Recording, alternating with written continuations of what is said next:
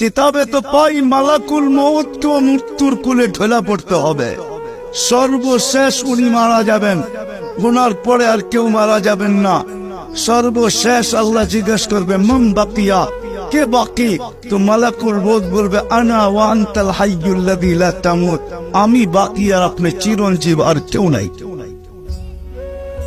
আল্লাহ বলবে ফাতামুত আনতা, এবার তোমার পালা, তুমি মরো। আল্লাহ চুক্তি দিবে লি আন্নি কাতাবতুল মউত আলা মান তাহতা আরশি, আমার আরশের নিচে লেখা আছে, দেখো আমার আরশের নিচে যে আছে তাকে মৃত্যুর স্বাদ পান করতে হবে, হবেই হবে। আল্লাযী হাইলা ইয়ামুত ফাহুয়া ফাওকা আরশি, যে চিরঞ্জীব সে আমার আরশের উপরে বিরাজমান, তুমি আরশের নিচে বিদায়, তুমি মরো।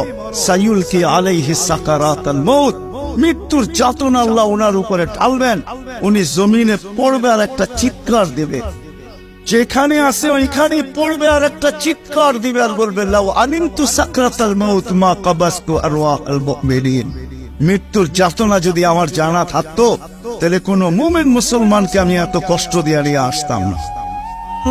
মৃত্যুর এত কষ্ট,